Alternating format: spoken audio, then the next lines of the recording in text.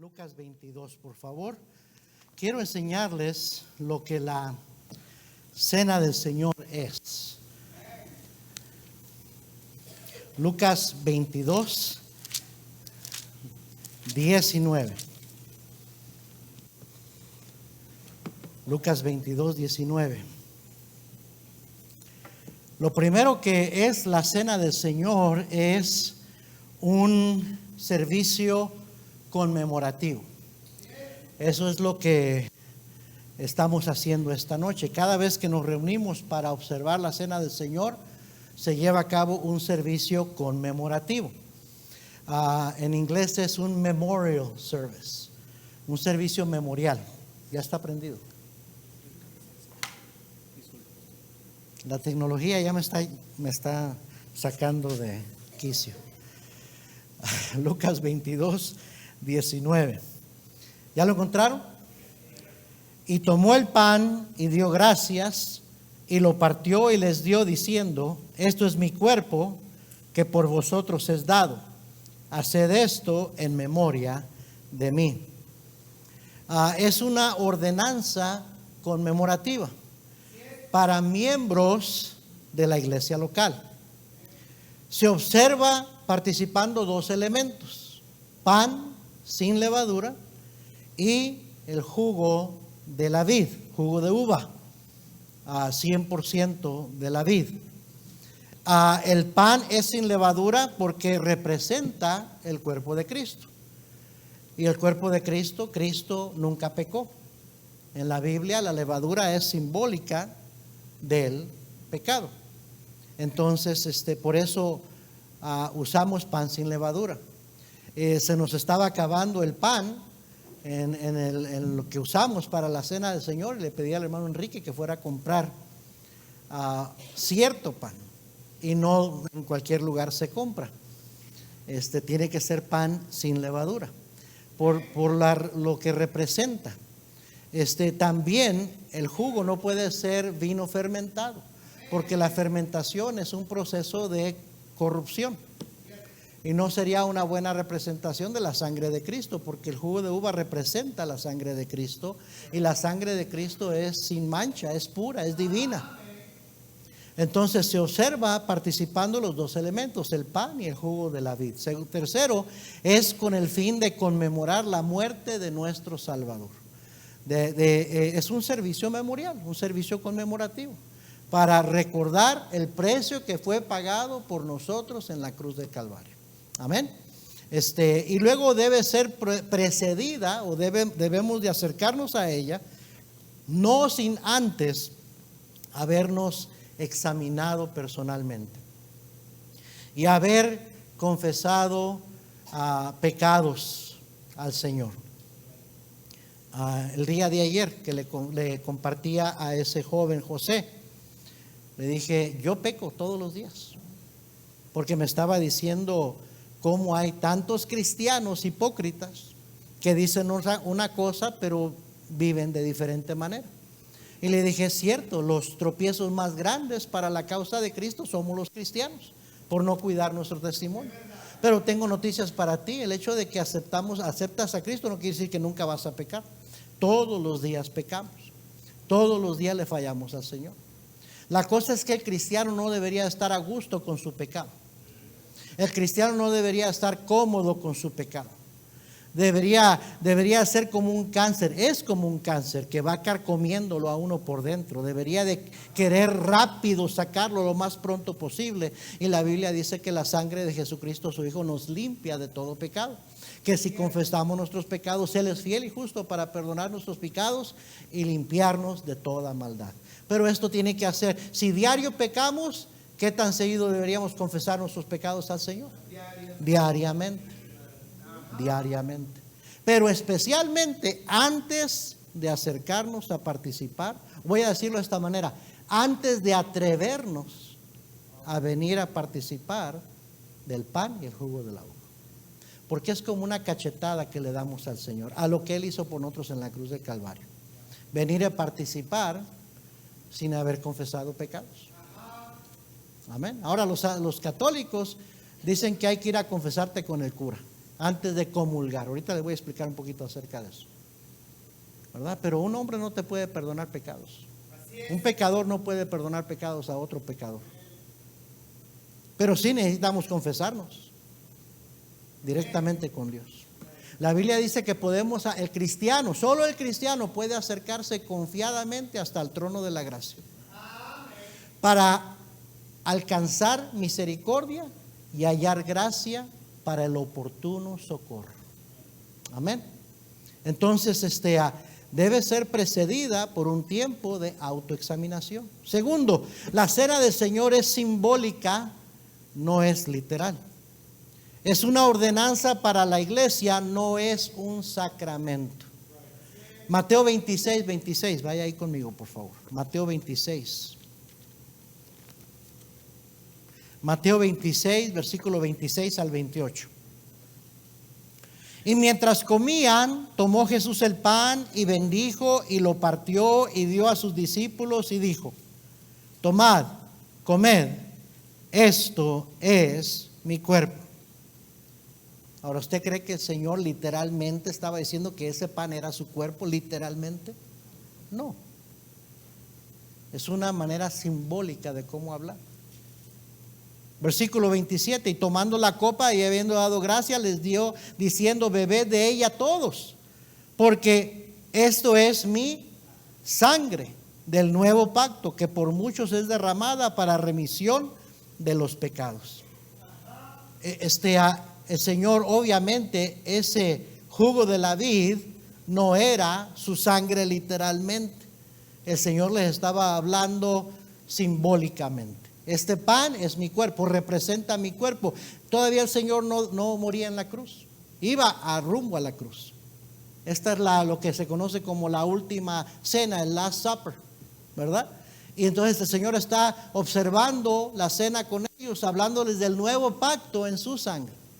Ya la iglesia no está bajo el antiguo pacto, la iglesia está bajo el nuevo pacto. El nuevo pacto sellado por la sangre de Cristo. Entonces era una manera simbólica que les estaba hablando el Señor. Hay 3 puntos de vista teológicos con respecto a la cena del Señor.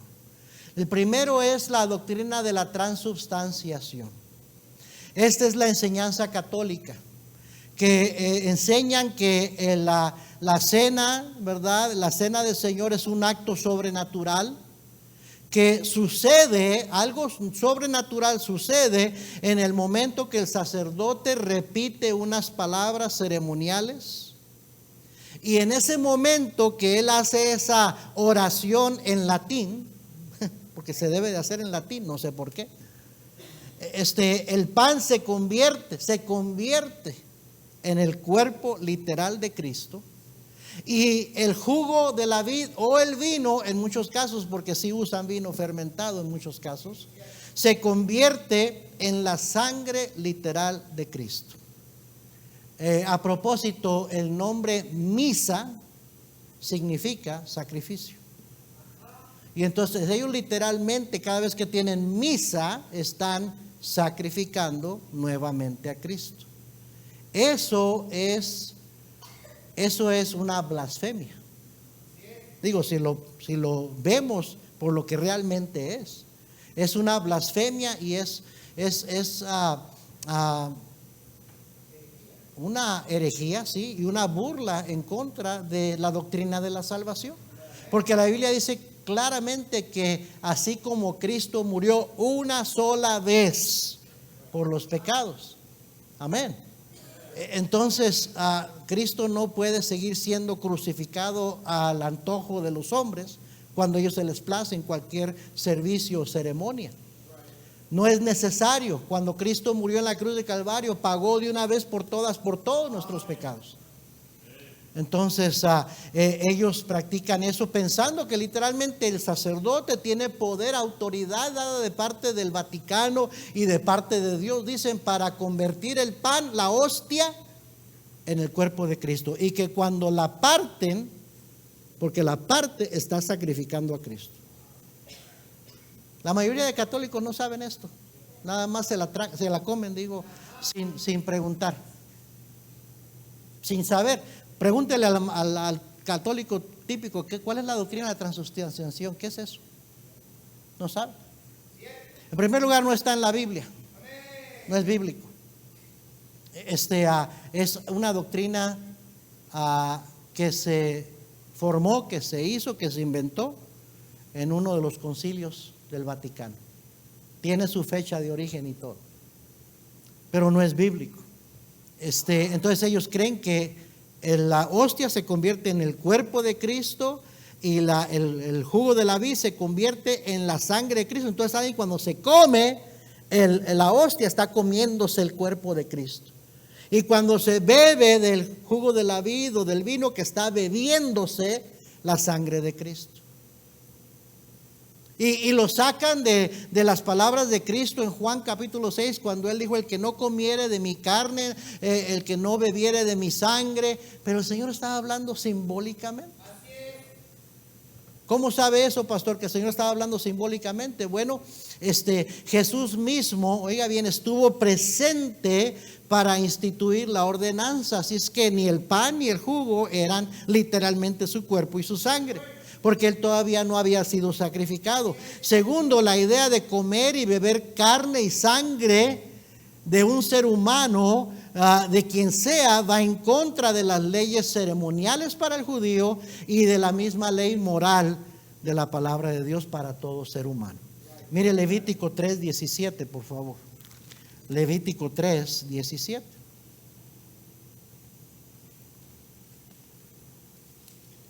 Estatuto perpetuo será para vuestras edades, donde quiera que habitéis, que ninguna grosura ni ninguna sangre comeréis. Levítico 17:12. Levítico 17:12. Por tanto he dicho a los hijos de Israel: ninguna persona de vosotros comerá sangre, ni el extranjero que mora entre vosotros comerá sangre. Alguien dirá: pues sí, pastor, eso era bajo la ley. Sí, pero mire Génesis capítulo 9, versículo 4. Esto es antes de la ley. Génesis 9, versículo 4. Pero carne con su vida, que es su sangre, no comeréis. Y luego miremos en el Nuevo Testamento, Hechos 15. Hechos capítulo 15. Cuando vino la noticia a los apóstoles de que los gentiles estaban siendo salvos, que la salvación era para los gentiles, cuando Pedro tuvo esa visión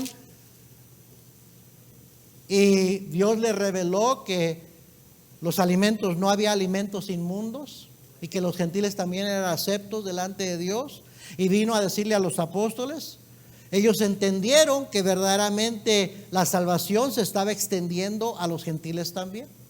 Pero los apóstoles les encargaron esto a los que estaban trabajando con los gentiles. El versículo 19, Hechos 15:19. Por lo cual yo juzgo que no se inquiete a los gentiles que se convierten a Dios, sino que se les escriba que se aparten de las contaminaciones de los ídolos, de fornicación, de ahogado y de ¿qué?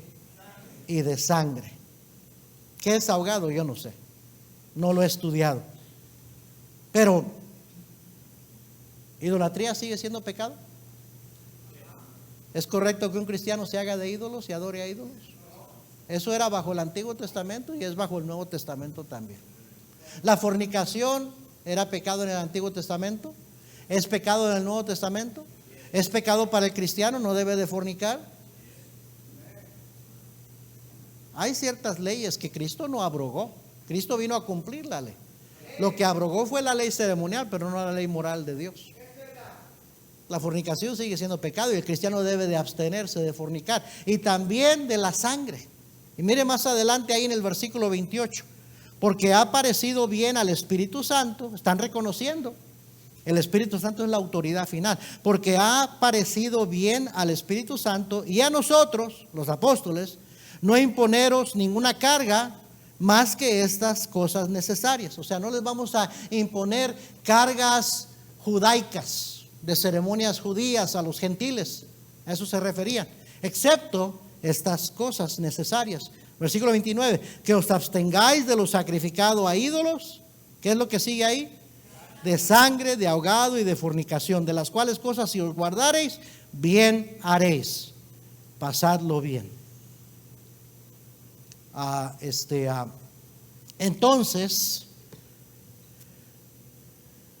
va en contra la idea de comer y beber carne y sangre, va en contra de las leyes ceremoniales. La carne humana y sangre va en contra de las leyes ceremoniales para el judío y la ley moral de la palabra de Dios para todo ser humano. Entonces, ¿cómo esto que beber? ¿Cristo estaría hablando entonces de beber su sangre? Literalmente no, porque no va a enseñar algo que va en contra de la ley moral de Dios. Amén. Ahora, así como la Pascua los judíos la siguen observando. La Pascua es una cena simbólica de la redención de Israel de Egipto. La Santa Cena es simbólica de la muerte de Cristo, el Cordero de Dios que quita el pecado del mundo. Amén. Entonces, pero está esta manera de ver la Santa Cena de la doctrina de la transubstanciación que no es bíblica. Estos elementos no se convierten en el cuerpo ni en la sangre de Cristo y no son un sacramento, o sea, no son necesarios para ser aceptos delante de Dios, para ganarse la salvación, ni para el perdón de pecados. Otra manera de cómo ver la Santa Cena, es la doctrina de la consubstanciación. Esta es la enseñanza que practica mayormente la iglesia luterana, aunque no solo ellos. Los luteranos no enseñan que los elementos se transforman, no enseñan eso, como los católicos. Pero sí enseñan que el participar de los elementos los hace aceptos delante de Dios. En el sentido de que son necesarios para que tú puedas entrar al cielo. Nosotros no creemos eso porque la salvación es por gracia, por medio de la fe, y no es por obras. Amén. Y luego está la doctrina bíblica, que es observar la cena del Señor como un memorial simbólico. Simbólico. En Juan 10, versículo 7, Cristo dijo: yo soy la puerta de las ovejas. ¿Es Cristo una puerta literal? No. Está hablando simbólicamente. En Juan 10, 26 y 27 dijo: mis ovejas oyen mi voz y yo las conozco y ellas me siguen y yo les doy vida eterna. ¿Somos nosotros ovejas literales? Simbólicamente hablando. Él es el pastor, el buen pastor, nosotros somos las ovejas, pero no literalmente. Amén. En Romanos 6, versículos 3 y 4, mire lo que dice ahí, Romanos 6, versículos 3 y 4. Romanos 6, 3 y 4. ¿O no sabéis que todos los que hemos sido bautizados en Cristo Jesús, hemos sido bautizados en su muerte? Porque somos sepultados juntamente con Él para muerte por el bautismo. ¿Alguien muere literalmente cuando se bautiza? ¿Alguien es sepultado literalmente cuando se bautiza? No. Es simbólicamente. Está simbolizando que hemos muerto al viejo hombre y hemos nacido una nueva criatura. Dice aquí versículo 4: a fin de que como Cristo resucitó de los muertos por la gloria del Padre, así también nosotros andemos en vida ¿qué? Nueva. Amén. Entonces, número 3, la Santa Cena. Dijimos, número 1 es un memorial. Es un memorial, es conmemorativa, es simbólica, no es literal. Número 3, es un asunto muy serio. Es un asunto muy serio. Primero a los Corintios 11, ahí leíamos hace un momento. Primero a los Corintios 11.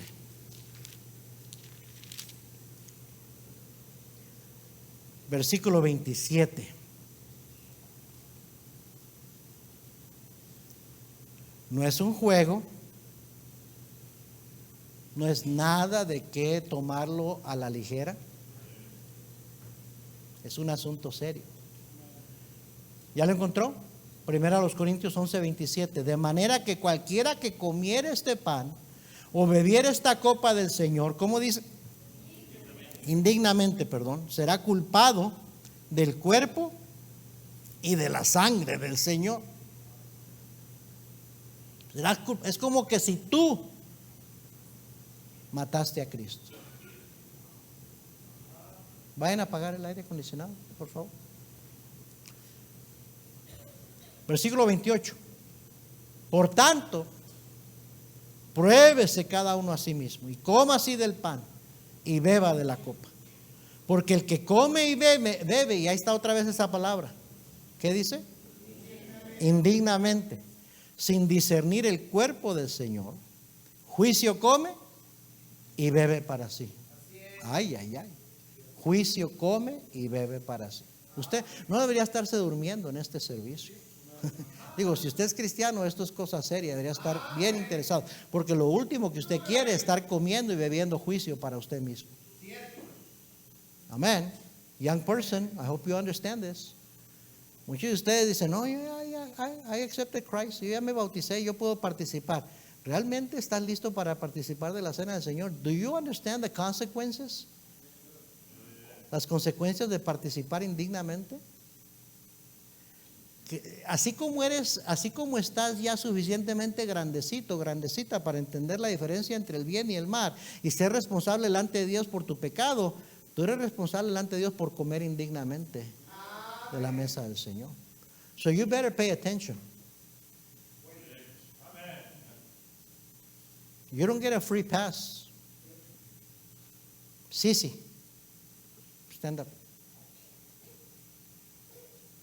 She gets a free pass. And she doesn't know any better. Amén. Por eso no la dejamos participar, porque ni siquiera todavía entienden sus padres que ella comprende lo que es la salvación. But young person, you don't get a free pass. Más vale que tomes esto en serio. No debes participar de la cena del Señor indignamente. ¿Cuántos niños aquí hay que ya son bautizados? A ver, Pablo, Abdiel, Abraham, Olivia, Fernando, Isabela, Alex, Aarón, Melissa, Santiago. Ya fuiste bautizado. Más vale que entiendas esto. Ya debería estar seriecito, poniendo atención. Ya debe estar seriecito, entendiendo, esto es algo serio, es algo importante. No puedo estar juegue y como que no me importa y nomás, quiero, dame pan, dame. No. Tú ya eres responsable. Y ojalá que usted, papá y mamá, entienda que usted necesita enseñarle a sus hijos la seriedad de la cena del Señor.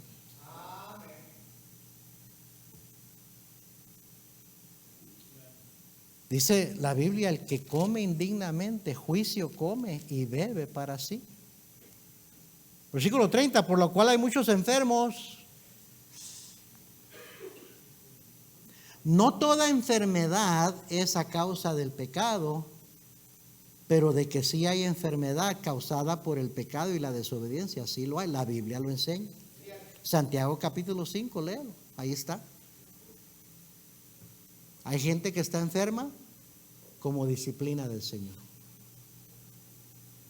No estoy diciendo que todos los que se enferman es porque Dios los está disciplinando, pero sí hay algunos que se enferman porque está Dios tratando con ellos. Si no, la Biblia no dijera eso.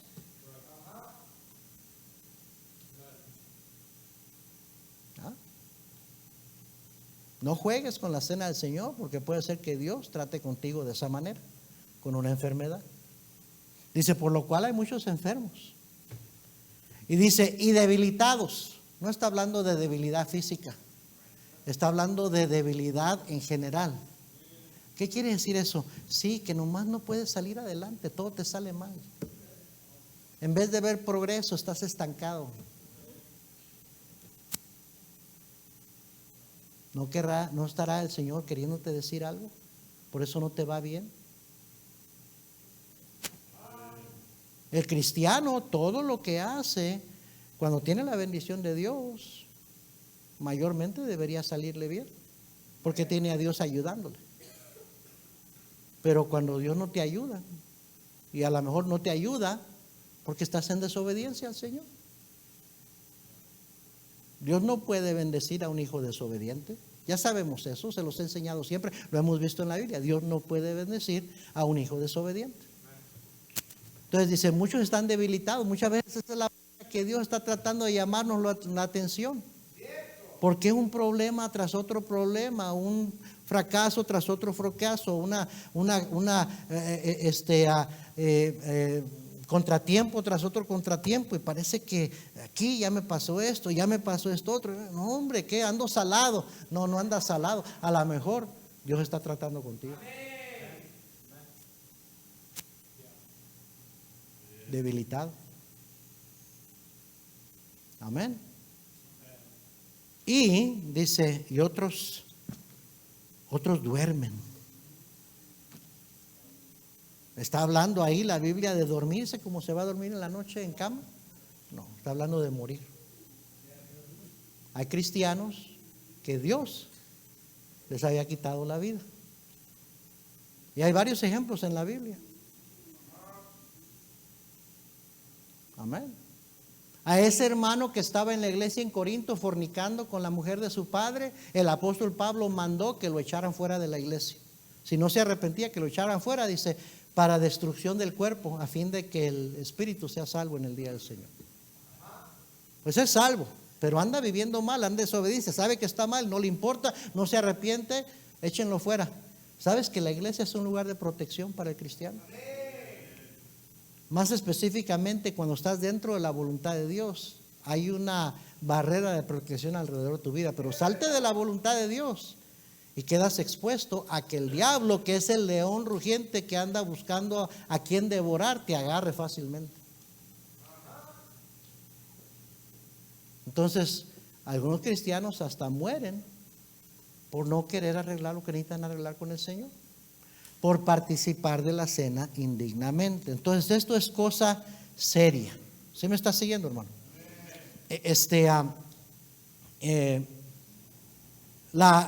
La Santa Cena simboliza, ¿por qué es cosa seria? Porque simboliza la muerte de Cristo. No cualquier cosa, la muerte del Hijo de Dios, el Salvador. La muerte de Cristo fue el juicio de Dios sobre el pecado. El juicio de Dios sobre el pecado. A Dios abomina el pecado. No nada más no le agrada el pecado, Dios abomina, aborrece el pecado. Nadie puede entrar al cielo con pecado. Nadie puede estar en comunión con Dios con pecado. ¿Estamos de acuerdo? Dios es luz y no hay ninguna tinieblas en él. Si decimos que andamos en luz, pero estamos en luz, pero andamos en tinieblas, mentimos y la verdad no está en nosotros. No podemos andar con un pie en la luz y un pie en las tinieblas y tener comunión con Dios. Isaías 59 dice, no se ha agravado el oído de Jehová para oír. No es que Dios se haya quedado sordo, dice, ni que ya no tenga poder, dice. El problema es que vuestras iniquidades han hecho división entre vuestro Dios y vosotros, para que Él no te escuche, para que Él no conteste tus oraciones. El pecado levanta una pared de separación con Dios. Dios no puede oírte, no puede escucharte, no puede contestarte, no puede obrar en tu vida. Porque necesitamos acordarnos. Esta cena nos ayuda a acordarnos lo feo que es el pecado y el precio que se tuvo que pagar por el pecado. Cristo no merecía ir a la cruz del Calvario. Él nunca pecó. Él no murió por sus pecados. Él murió por tus pecados y mis pecados. Porque Él no merecía ir a la cruz del Calvario. ¿Y has visto la película esa de ¿cómo se llama? La Pasión de Cristo. Muchos la han visto, ¿verdad? Y algunos dicen que no pueden terminar de verla sin ponerse a llorar. Otros mejor la pagan por lo gráfica que es. Y yo me atrevo a decirle que no se acerca a describir lo que sufrió nuestro Señor en esa cruz del Calvario.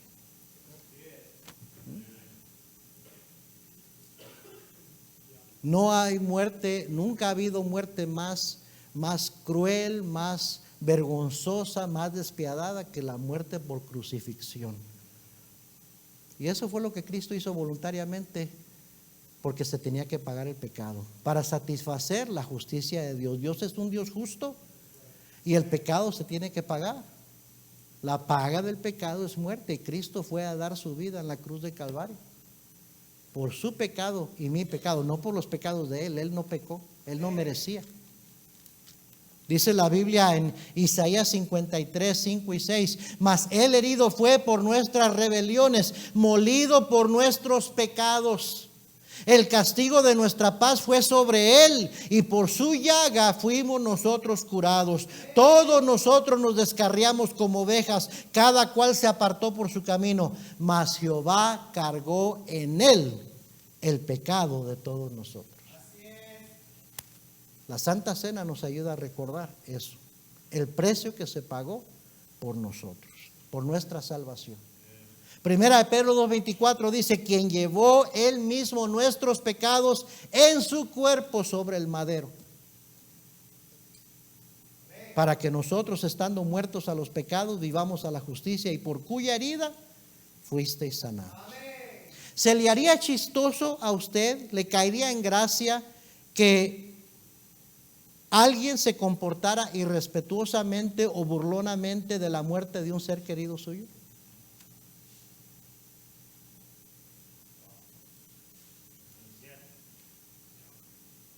Claro que no. Nos ofenderíamos, nos indignaríamos. Amén. Así se siente el Señor cuando el cristiano participa de la cena del Señor indignamente.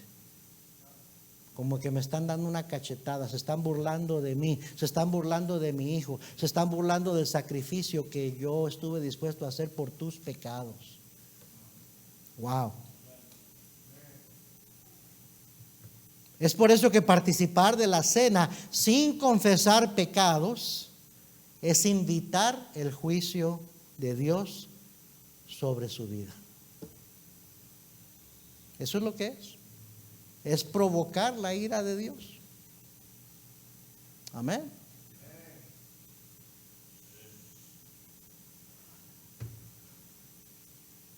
La cena, número 4, la cena del Señor nos enseña 4 grandes verdades. Primeramente, la muerte sustitucional de Cristo. Primera a los Corintios 11:26. Así pues, todas las veces que comieres este pan y bebieres esta copa, la muerte del Señor anunciáis. Lo primero que hace la cena del Señor es que nos hace recordar, como dije hace un momento, el precio que se pagó. La muerte sustitucional. O sea que fuimos usted y yo, tú y yo, los que merecíamos estar en esa cruz. Pero Cristo tomó nuestro lugar. Sustitucional. ¿Sí me está entendiendo? Segundo, nuestra santificación. La cena del Señor nos enseña 4 grandes verdades. Primero, la muerte sustitucional de Cristo por nuestros pecados. Segundo, nuestra santificación por medio de su sacrificio en la cruz. Mire Hebreos 10, versículo 10. Hebreos 10, versículo 10. En esa voluntad, quiero que lo encuentre, Hebreos 10, 10. En esa voluntad somos santificados mediante la ofrenda, ¿de qué dice? Del cuerpo de Jesucristo, hecha una vez para siempre. Eso que hace la religión de sacrificar a Cristo cada misa es una gran ofensa delante de Dios.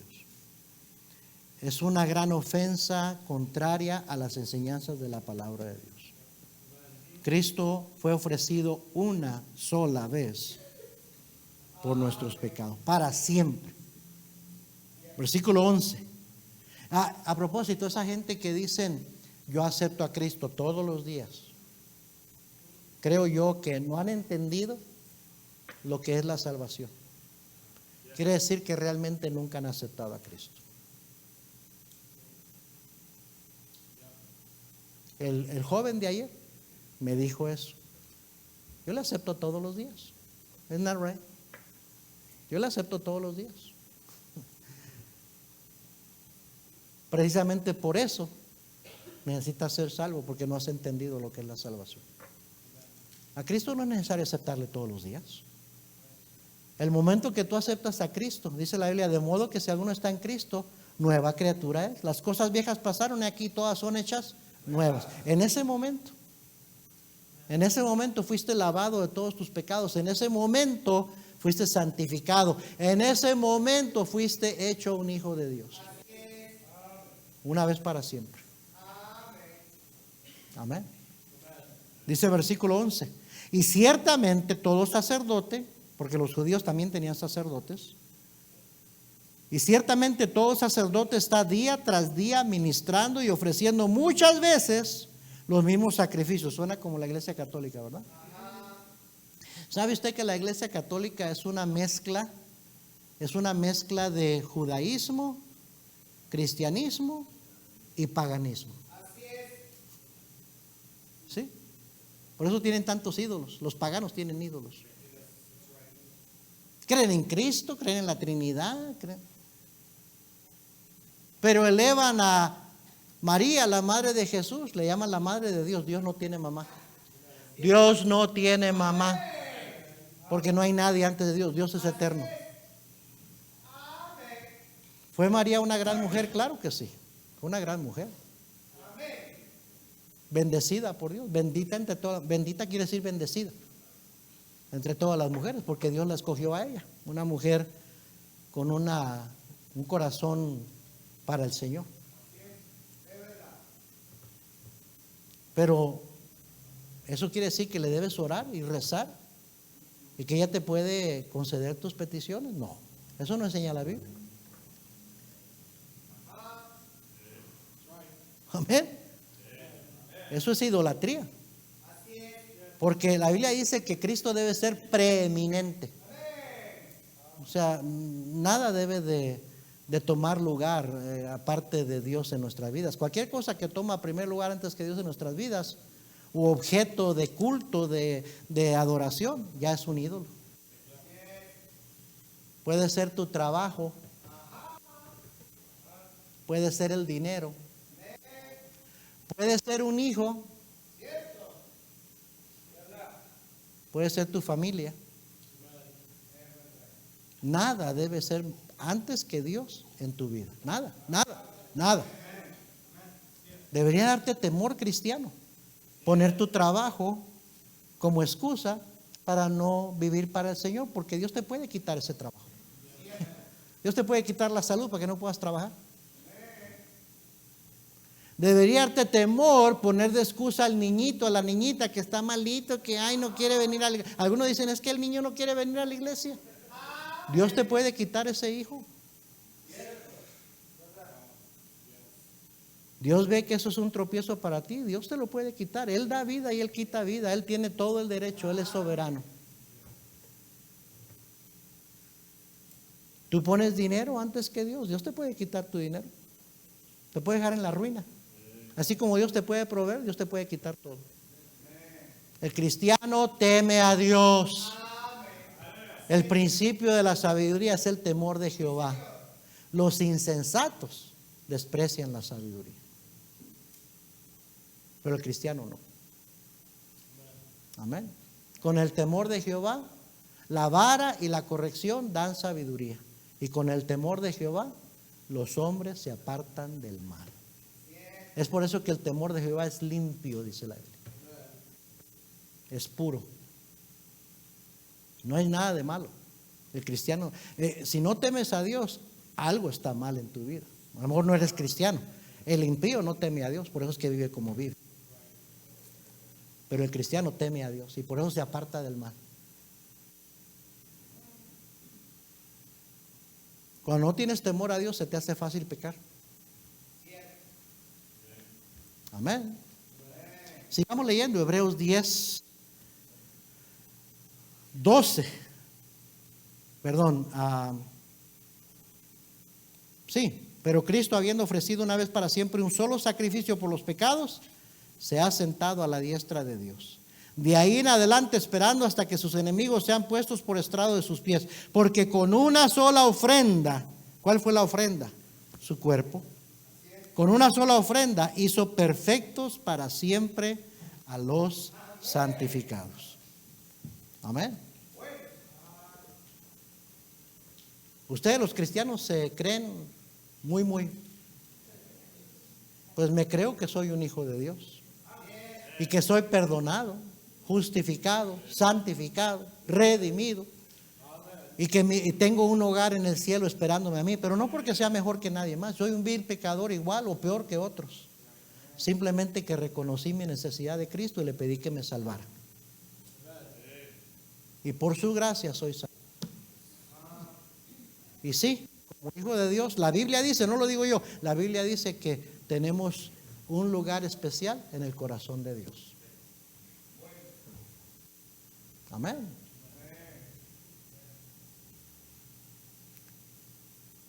La cena del Señor nos enseña la muerte sustitucional de Cristo, nuestra santificación por medio de su sacrificio en la cruz del Calvario, la victoria sobre el pecado ganada en la cruz. Colosenses capítulo 2. Colosenses capítulo 2. Colosenses capítulo 2. Versículo 13. Y a vosotros, estando muertos en pecados y en la incircuncisión de vuestra carne, os dio vida juntamente con Él. ¿Qué dice ahí? Perdonándoos, ¿cuántos? Todos los pecados. Pastor, ¿usted me quiere decir que Cristo me perdonó todos mis pecados pasados, presentes y futuros? No lo digo yo, lo dice la Biblia. Todo, ¿cuánto es todos? ¿Alguien tiene una interpretación diferente de todos? Todos es ¿cuánto? Todos. Todos los pecados, desde el primero que cometiste en tu vida hasta el último que vas a cometer antes de morir. Todos fueron perdonados. Por eso me encanta ese himno que dice: ¿para qué pecar si soy salvo? ¿Para qué pecar? Si ya mis pecados han sido perdonados, ¿por qué insistir en vivir en pecado? Amén. Dice versículo 14: anulando el acta de los decretos que había contra nosotros. A ver, dígame, ¿qué significa esa acta de los decretos que había contra nosotros? Bueno, en aquellos tiempos, los tiempos bíblicos, los presos, cuando eran acusados de delitos y eran encarcelados, a un lado de la cárcel donde estaban afuera, por lo menos en las cárceles romanas, así era, ponían afuera una acta de decretos de todos los delitos cometidos para demostrarle por qué estaba él ahí. Ese era el acta de decretos, como la denuncia. Los delitos por los cuales era acusado, había sido hallado culpable y estaba pagando su pena en la cárcel. El acta de decretos.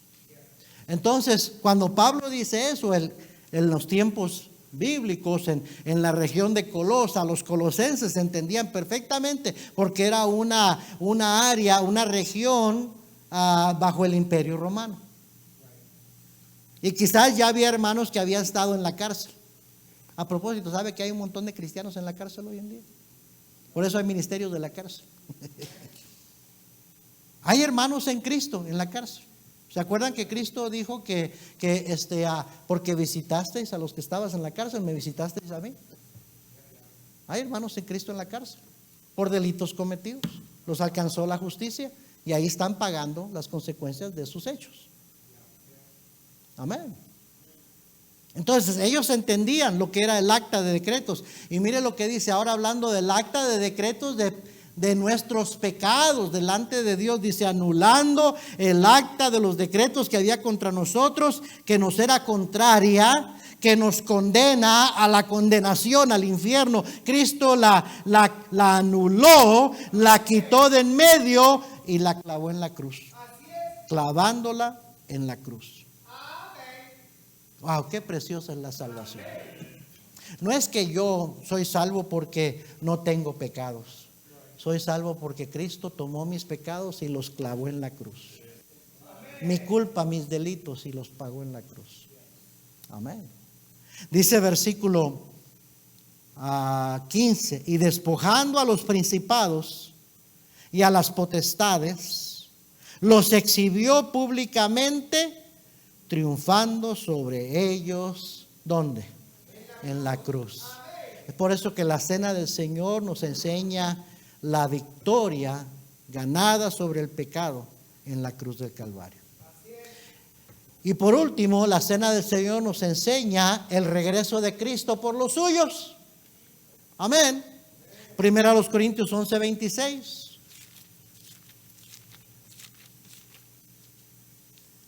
Así pues, todas las veces que comieres este pan y bebieres esta copa, la muerte del Señor anunciáis. Y termina diciendo, hasta que Él venga. Amén. Esta cena nos ayuda a recordar que Cristo nos compró y por lo tanto Cristo viene por nosotros otra vez. Primera de Tesalonicenses 4. Primera de Tesalonicenses 4. Versículo 16. Primera de Tesalonicenses 4, 16.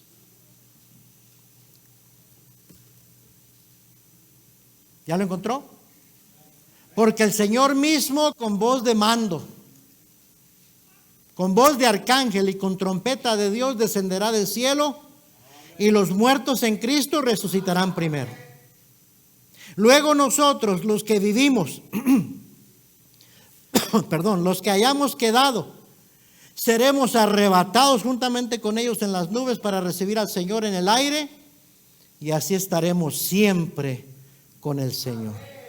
Por tanto, alentaos los unos a los otros con estas palabras. Cristo viene pronto. ¿Viene Cristo por ti? ¿Eres de Cristo? ¿O te vas a quedar aquí? No sabes. Si no sabes, asegúrate de una vez por todas. Entrégale tu vida a Cristo. Ya después de la muerte, ya es muy tarde para arrepentimientos, es muy tarde para second chances. Ahorita es la oportunidad. Ahora es el día aceptable, dice la Biblia. Si oyeres hoy su voz, no endurezcáis vuestros corazones.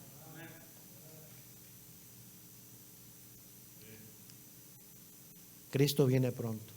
Ojalá que todos aquí esta noche tengan la plena seguridad de que eres salvo, de que eres un hijo de Dios y que cuando Cristo venga tú te vas con Él. Si no, arregla eso lo más pronto que puedas. ¿Quién debe participar de la cena del Señor? Solamente aquellos que son salvos y que han sido escrituralmente bautizados. Hay una doctrina correcta y hay doctrinas incorrectas acerca del bautismo. Una de las doctrinas incorrectas del bautismo es que el bautismo te limpia de tus pecados. Los apostólicos creen eso, que si no te bautizas no puedes entrar al cielo. Y se llaman cristianos, pero tienen doctrina equivocada.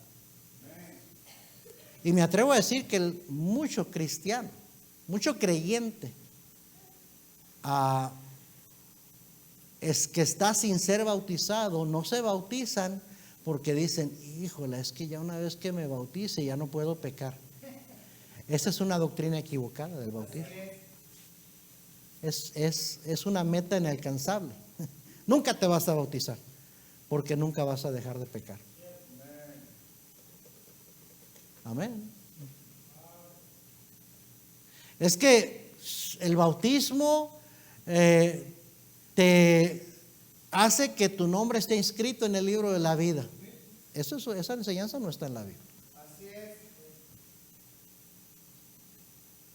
El bautismo es un paso de obediencia, es un acto simbólico, así como en la cena del Señor. Demuestra que nuestra fe está en Cristo, en su muerte, sepultura y resurrección. Por eso debe ser por inmersión, porque solamente el bautismo por inmersión demuestra la muerte, sepultura y resurrección. Un chorrito de agua en la cabeza no demuestra la muerte, sepultura y resurrección de Cristo. Amén. Ser rociado no demuestra la muerte, sepultura y resurrección de Cristo. Tiene que ser debajo del agua. Cada bautismo en la Biblia fue en agua, y dice la Biblia claramente, bajaron al agua, subieron del agua. Por inmersión. El bautismo debe ser en el nombre del Padre y del Hijo y del Espíritu Santo. ¿Por qué? Porque Cristo así dijo: id y haced discípulos a todas las naciones, bautizándolos en el nombre del Padre y del Hijo y del Espíritu Santo. Amén. Pero Pedro dijo: bautícese cada uno de vosotros en el nombre de Jesús para perdón de pecados. ¿Y qué con eso? Es que no entienden, están sacando versículos fuera de contexto. Los que estaban ahí el día de Pentecostés, esos 3,000 reunidos que fueron salvos, eran todos judíos. Y el judío no reconocía a Cristo como el Mesías, como el Salvador. Y era bien importante que el judío reconociera que Jesús era el que salvaba. No Moisés, no la ley, no los mandamientos, Jesús. Por eso era imperativo que se bautizaran en el nombre de Jesús. Ya se habían bautizado muchos de ellos por el bautismo de Juan. Pero Pedro les enseñó claramente: no, tienen que creer y aceptar a Cristo como el Mesías, como su Salvador. Eso era para el judío. No quiere decir que esa es la manera que debemos hacer. Y últimamente, ¿a quién le vamos a hacer caso? ¿A Pedro o a Jesús? En primer lugar, no se contradicen. Cuando uno entiende la Biblia, no se contradice. Pero si tengo que escoger uno, voy a escoger lo que Cristo dijo claramente: bautizándolos en el nombre del Padre, del Hijo y del Espíritu Santo. ¿Sí o no? Entonces debe de ser por inmersión, debe de ser el nombre del Padre, del Hijo y del Espíritu Santo. Debe de ser después de haber puesto su fe en Cristo Jesús como su único y suficiente Salvador. Y debe de ser administrado por alguien que tiene autoridad. Ese es el otro detalle. Amén. Anuar, si el día de mañana él anda ganando almas allá, y ahí del Tingley Park anda ganando almas, ¿verdad? Fue a andar en bicicleta o lo que sea, ahí se encuentra con un pecador, le habla de Cristo, dice, y el pecador le dice: aquí hay agua, ¿qué impide que yo sea bautizado? Y Anuar dice: pues órale, vamos a meternos al agua, y lo bautiza. ¿Vale ese bautismo? No. ¿Sabe por qué no? Porque él no tiene autoridad. Porque la Biblia habla de que autoridad era conferida a siervos de Dios para poder predicar el evangelio y para poder bautizar. De ahí viene la ordenación, la autoridad que da un cuerpo local, que es la iglesia local, a un hombre para hacer la obra del Señor. Entonces cualquiera no puede andar bautizando. Pues yo fui bautizado por la pastora fulana de tal. ¿Tienen las mujeres autoridad bíblica para pastorear? No. Lo siento, pero no. Las mujeres pueden hacer muchas cosas en la obra del Señor, pero no pueden predicar y pastorear. La Biblia lo dice específicamente. Así es que, ¿tenía autoridad esa mujer para bautizar a alguien? No. ¿O el hermano fulano de tal que no era ordenado para pastor? No. ¿O que no se le había dado una autoridad o parte de la iglesia local? No. Amén. Así es que tiene que ser bautizado escrituralmente. Ya le enseñé todo lo que significa escrituralmente, de acuerdo a las escrituras, para poder participar de la cena del Señor. Y un detalle más, que ya lo mencioné: tiene que haber confesado pecados, haberse puesto a cuentas con el Señor antes de participar. No puede participar dignamente de la mesa del Señor con pecados no confesados. De que somos pecadores, somos pecadores. De que hemos pecado el día de hoy, todos hemos pecado el día de hoy. Si no es de hecho, es de pensamiento, ¿sí o no? Todos hemos pecado el día de hoy. Pero usted puede, en unos momentos, usted puede participar de la cena del Señor si usted se pone a cuentas con el Señor y le pide perdón al Señor. Confiesa este pecado y le pide al Señor que le perdone.